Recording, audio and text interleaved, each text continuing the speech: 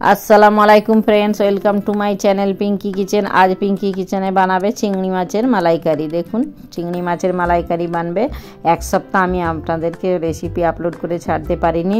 আমি চলে গিয়েছিলাম ভাগ্নির বিয়েতে, বিয়ে বাড়িতে কয়েকটা রেসিপি করেছি। তো তার মধ্যে একটা চিংড়ি মাছের মালাইকারি আপনাদের সঙ্গে শেয়ার করছি। দেখুন, মালাইকারি রেসিপি দেখে নিই। আসুন এবার আমি স্টার্ট করি। চিংড়ি মাছটা এবার বাছা ধোয়া হবে, ধুয়ে বেছে নিয়ে ধোয়া হবে। কিন্তু এটা একজন মিলে হয়নি, বিয়ে বাড়ি তো, তাই অনেকজন মিলেই হয়েছে। কেউ বেছেছে, কেউ রান্না করেছে, কেউ ভাজা করেছে। তো আমার এক ভাগ্নি বেছেছে, আমি পরিষ্কার করে ধুয়ে নিচ্ছি। দেখুন, আমি ধুচ্ছি পরিষ্কার করে। ধুয়ে আমি মশলা একটু লবণ হলুদ মাখাবো, একটু রসুন বাটা সব মাখিয়ে ধুয়ে পরিষ্কার করে মাখিয়ে আমি ভাজা করব তেলে। তারপরে রান্নাটা কিন্তু আমি করব না, গ্রেভি বানাবে আমার আর এক ভাগ্নি। সবাই মিলেই হয়েছে, বিয়ে বাড়িতে একজনে হয়নি। তো রেসিপিটা আপনাদের সঙ্গে শেয়ার করছি। ভালো করে দেখবেন, এইভাবে বানাবেন, খেয়ে দেখবেন। ভালো লাগলে, ভালো জরুর লাগবে, লাগলে লাইক করবেন, শেয়ার করবেন, কমেন্টস করবেন আর চ্যানেলটিকে সাবস্ক্রাইব করবেন। দেখুন, লবণ, হলুদ গুঁড়ো, লঙ্কার গুঁড়ো, সামান্য রসুন বাটা, আদা রসুন পেস্ট সামান্য দিয়েছি। দিয়ে একটু ভালো করে মাখিয়ে নিচ্ছি, একটু উল্টে পাল্টে মাখিয়ে নিচ্ছি। এবার গরম তেল আগে থেকে বসিয়ে রেখেছিলাম, তেল গরম হয়ে গেছে। গরম তেলে এগুলোকে একটু ভাজা করে নেব, বেশ ভালো করে ভাজা করব। ভাজা করে তারপরে রান্না করব। ভাজা করে রান্না করলে খুব সুন্দর টেস্টি হবে, সুস্বাদু হবে আর খেতেও খুব ভালো লাগবে। এটা বেঙ্গলি ট্রেডিশনাল আছে, একদম ট্রেডিশনাল রেসিপি, তাই আমি শেয়ার করছি আপনাদের সঙ্গে। এবং আমার হিন্দি ফ্রেন্ডস বন্ধুরা যারা আছেন আমার চ্যানেলে, তাদেরকেও আমি এটা দেখাচ্ছি। আচ্ছা, এখানে নারকোল কুড়িয়ে নেওয়া হয়, নারকোল দুধ দিয়ে রেসিপিটা বানে। নারকোল দুধের সবটা আমি দেখানো হয়নি, তবে কুড়ানো দেখানো হয়েছে একটু সামান্য, বিয়ে বাড়ি তো সবটা সম্ভব হয়নি।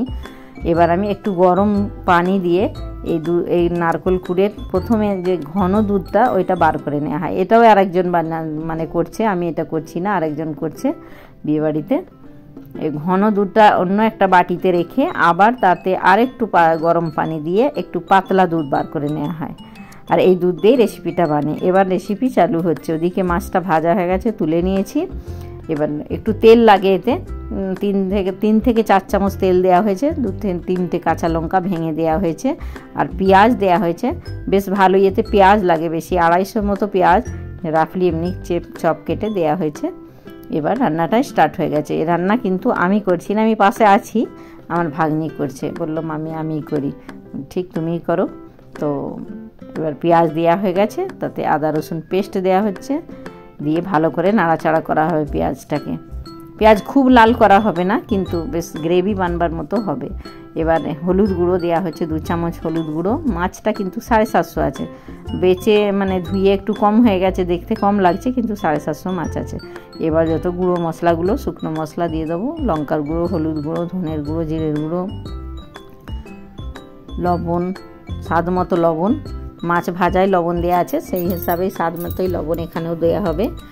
আর একটু হলুদ গুঁড়ো চামচটা একটু ধুয়ে দেওয়া হলো। সামান্য পানি দেওয়া হয়েছে, পানি দিয়ে এবার ভালো করে কষা করা হবে। বিয়ে বাড়িতে বেশ ভালোই আনন্দ হয়েছে, আপনাদের সঙ্গে শেয়ার করব বলে বিয়ে বাড়িতে আনন্দ রেখে আমি কিচেনে পৌঁছে গেছিলাম। কিচেনে গিয়ে আমি আর আমার সোনালি দুজন মিলে এই রেসিপিগুলো বানানো এবং ভিডিও করা হয়েছে। একটু ভালো করে কষা হচ্ছে। দেখুন, একটু তেজপাতা, একটা তেজপাতা, 2টো ছোটো এলাচ দেওয়া হয়েছে। এইটা ভিডিও আসেনি, তো এটা দেয়া হয়েছে, আপনারাও দেবেন এটা। এবার আমি যে দুধটা রাখা ছিল, পাতলা দুধটা, ওই দুধটা দিয়ে কষা হবে। একটু সামান্য আগে দেয়া হয়েছে, দিয়ে একটু কষে নিয়ে, আমি ফার্স্ট দেখাচ্ছি, একটু কষতে হয়। একটু কষে নিয়ে ভাজা মাছগুলো দিয়ে দেওয়া হবে। দেখুন কি সুন্দর লাল লাল করে ভেজেছি।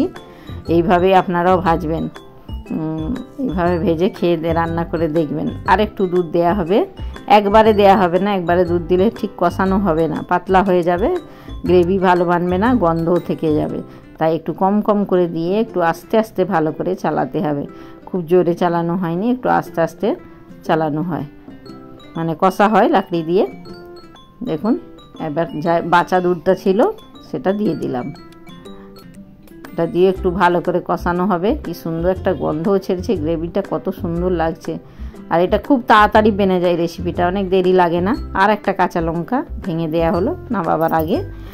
রেসিপিটা প্রায় হয়েই এসেছে। লবণটা একটু টেস্ট করে নেওয়া হচ্ছে, লবণ ঠিকঠাকই আছে। এবার হয়ে গেছে রেসিপিটা। এবার নাবাবার আগে যে ঘন দুধটা রাখা হয়েছিল ওই দুধটা কিন্তু দিয়ে দেওয়া হবে। ওই দুধটা দিয়ে সামান্য 1 থেকে 2 মিনিট ফোটানো হবে। দেখুন দুধটা দিয়ে হয়েছে, নিচের আর তলারটা দেওয়া হচ্ছে না, ওতে একটু ময়লাগুলো থাকতে পারে।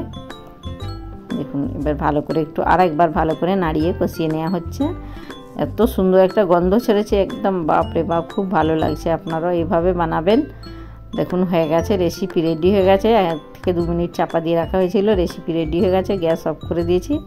এবার 10 মিনিট রেস্টে রেখেছিলাম, তারপরে এবার আমি কিন্তু এটা সার্ভ করব। দেখুন সার্ভ করছি চিংড়ি মাছের মালাইকারি নারকেল দুধ দিয়ে, খুব ভালো লাগছে। আপনারা বানাবেন, শেয়ার করে খেয়ে দেখবেন, ভালো লাগলে লাইক করবেন, শেয়ার করবেন, কমেন্টস করবেন। আর দেখুন আমার রেসিপি রেডি, মালাইকারি রেসিপি রেডি। এইভাবে বানাবেন আপনারা। নতুন বন্ধুরা শেয়ারও করবেন আর সাবস্ক্রাইব করবেন, প্লিজ সাবস্ক্রাইব করবেন। একটা রেসিপি করতে অনেক অনেক মেহনত লাগে, সাবস্ক্রাইব করবেন। দেখুন কত সুন্দর লাগছে, একদম গ্রেভিটা এত ভালো লাগছে, দেখতে সুন্দর লাগছে, খুব সুস্বাদু লাগছে। আমার রেসিপি রেডি। আল্লাহ হাফিজ।